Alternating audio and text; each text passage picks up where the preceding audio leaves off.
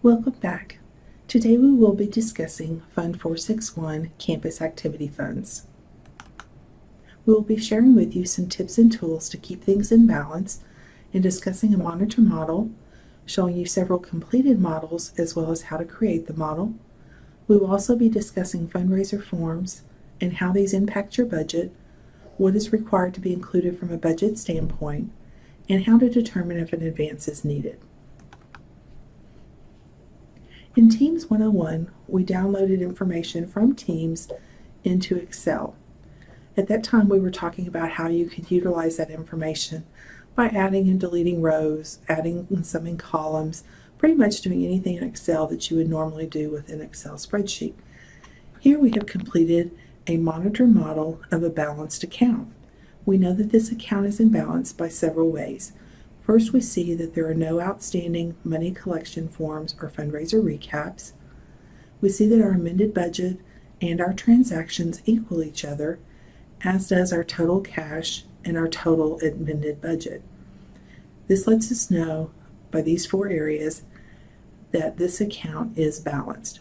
It also lets us know the total budget spent, as well as how much money there is to be spent. Now we realize that during the school year, as you're conducting your fundraisers and filling out your paperwork and submitting it, that your accounts might not be balanced. So we also wanted to take a moment to show you a monitor model of an unbalanced account.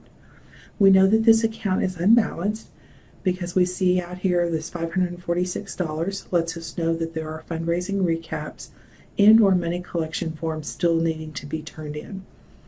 We also see that our amended budget and our total transactions do not equal each other. This means right at this current time that there has been more money deposited than has been adjusted to the budget. Now you're probably asking yourself, how did we get this model? Well, what we did was we formatted Excel by adding rows between lines 7915 and 8911. Now, if you do not have a 7915 or an 8911 account, then your lines would be added between your 5700 accounts and your 6000 accounts. In order to determine our total cash, we want to add the four areas that I have marked in green.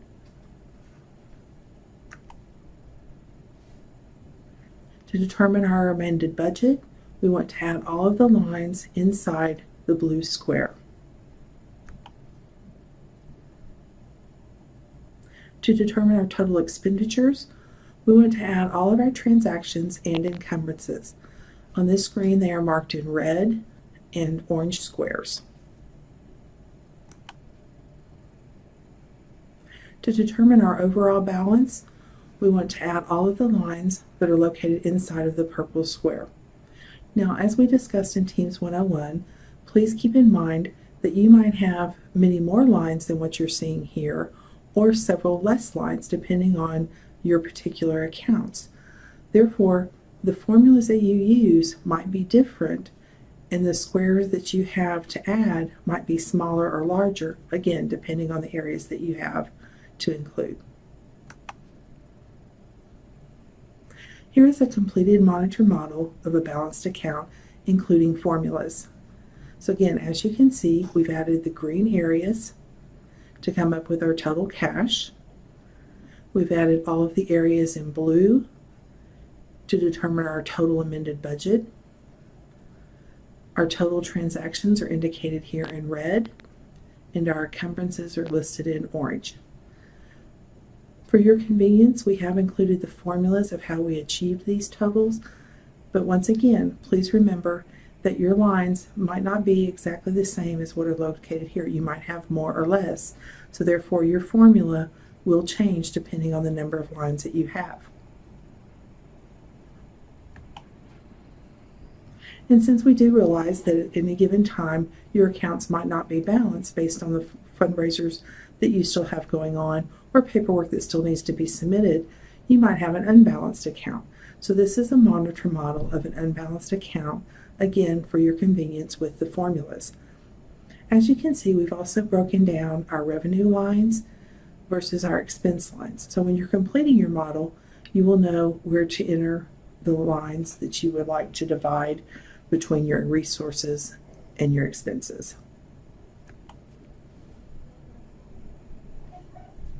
Now that we've discussed how to monitor your accounts and what the model will look like, let's discuss a little bit about the fundraising permission request. The areas in red impact your budget. The revenue budget and your expenditure budget are the account lines that you will use to deposit your money, and the budget line where your expenditures for this particular fundraiser will come out of. A couple of important things to remember. The last three numbers of any given line are referred to as your local option.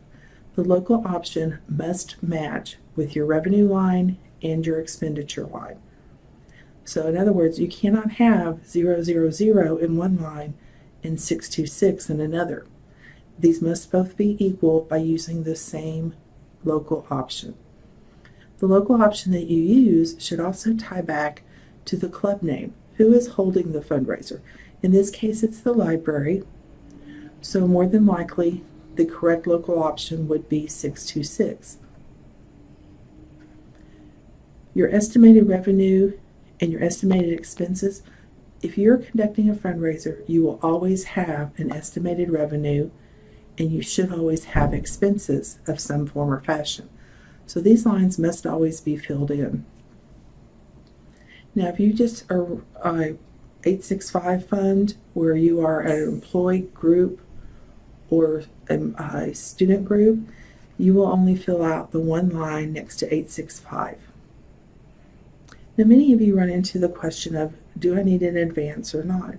Well, I'm not really sure. So a couple of questions you can always ask yourself is, first of all, do I have enough money in any of my expenditure lines to cover the cost of the items for the fundraiser?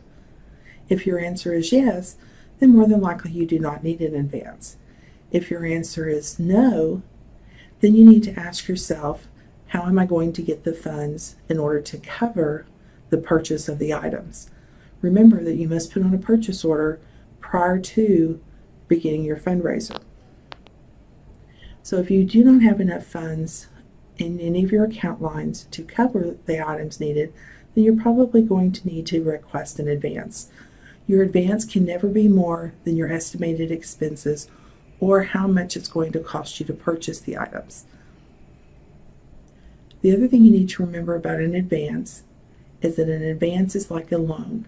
It must be paid back regardless if your fundraiser makes a profit or not. So even if you take a loss on the fundraiser, you still are responsible for repaying that advance that was given to you.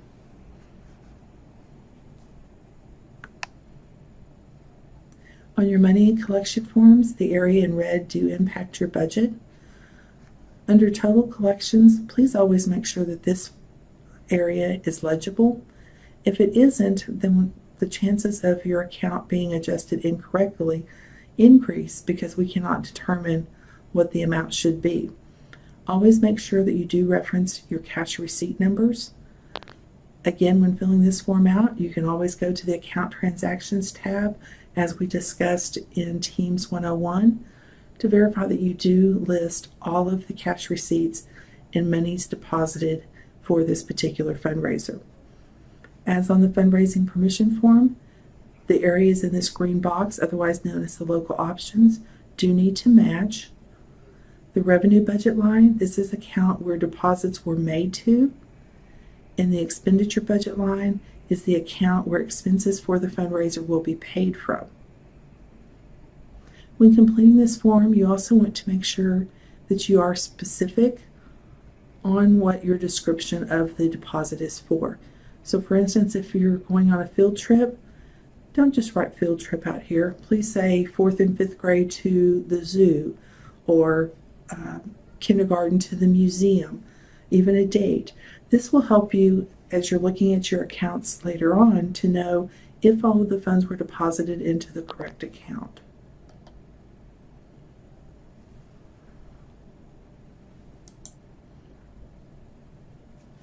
One of the questions we're often asked is, how and when does the money get added to the budget lines? Many of you probably think that as soon as you deposit the money into your account it automatically is going to be ready for you to spend. Unfortunately, there is a process in order to have the funds available that always begins and ends with the paperwork that is submitted on the fundraiser recap or the money collection form. For 199 funds, these are local non-program funds with PIC codes 11 or 99, and they are based on allocated projected enrollment. Principals and or the budget managers decide how much and where these dollars go. Funds can only be transferred within the same function, program code, and local option. If you have to move between functions, it does require an amendment. 461 funds, or the funds that we're speaking about here today that are raised by organizations such as band and cheerleaders, the funds here are adjusted after fundraising recaps and or money collection forms are turned in and processed.